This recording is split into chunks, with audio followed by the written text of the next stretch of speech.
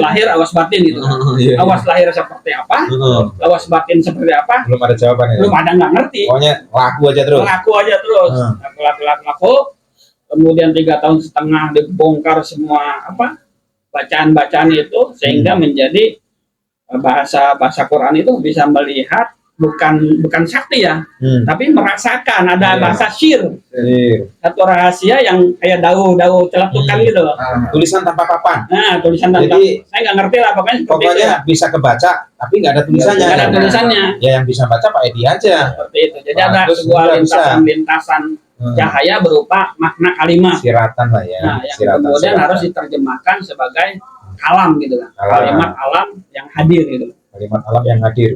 Yang asik juga ya. Kalimat alam yang hadir. Wujudkan ya. Alam itu. Padahal tadinya kalimat dari alam itu. Nah, jadi dari siratan menjadi suratan. Jadi suratan. Sehingga jadi perjalanan jadi suratan takdir.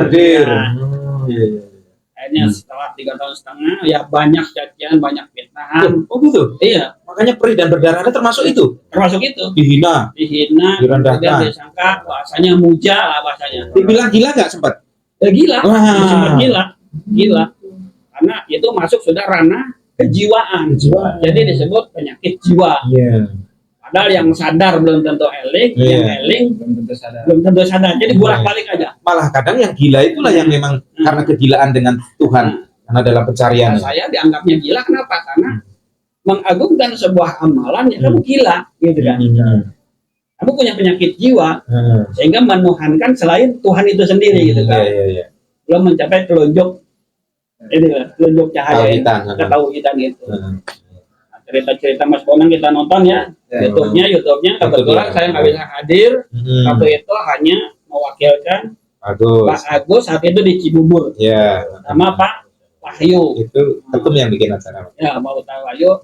Pak Agus sendiri sudah tahu pengen ketemu, nggak tahu tuh dakwah saya nanti Mas Bonang ke daerah sini gitu kan, dekat, kamu nggak usah jauh-jauh ke Sidoarjo, Jawa Timur, ongkosnya segala macam, nggak tahu tuh tahu itu. Ternyata 1 bulan kemudian ya Mas ya, 1 bulan kemudian ucapan itu wujud. Adanya Mas Bonang itu mau daerah Pasar Minggu kalau nggak salah, tahu-tahu dialihkan ke Cibubur. Jadi Allah itu mendekatkan, lagu itu mendekatkan. Saya nggak bisa hadir, saya itu masih kerja, saya kan. Ini mewakilkan ini dan banyak cerita. Saya tidak ke sana, tidak ke sini, tapi pada langsung ke dalam tauhid kuantum. Itu ceritanya. Jadi kita dengan di sini. Dengan ketum di sini ya. Lebih dahsyatnya nanti kita siapapun bisa hadir, bisa sharing-sharing, bisa ngobrol-ngobrol di sini untuk pencahayaan. Ilmu hak ini, ilmu tentang tulisan tanpa papan ini akan terbuka saat kita sharing. Saat kita sharing, saat kita ngobrol, ini akan terbuka semua. Bahkan kadang-kadang ketika teman-teman ada keluhan, ada unek-unek dari luar, nanti akan terbuka dengan berjalannya waktu kita ngobrol terus. Karena ilmu hak ini tidak ada di pikiran. Dia akan keluar saat kita terus sharing. Ya, saling asuh ini. Ini akan terbuka. Sehingga seperti itu. Oh ya, cantiknya, ya. Peluk aja dulu. Tambah lihat. Kita sana sama teman sana. Ya, ayo ngobrol dulu ya, Nah, sama teman ya, nonton sana. Jadi seperti itu.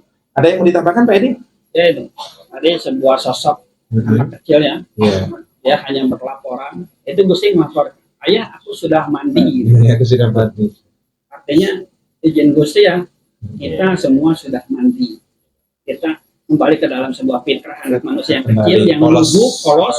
Dia menyampaikan itu dari Gusti. Nah, dikala kita sudah mandi, bagaimana kita harus bersikap?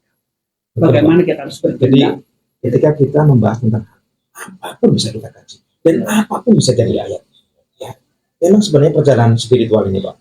Kita dari polos kembali ke polos. Awalnya kita dilahirkan itu dalam keadaan kertas yang putih. Siapa yang ngotori kertas itu? Diri kita sendiri. Dan kita diminta pertanggungjawaban bagaimana kertas itu menjadi putih lagi. Kira-kira, ya, ketika kertas ini banyak kotoran, kemudian kita membersihkan, digosok.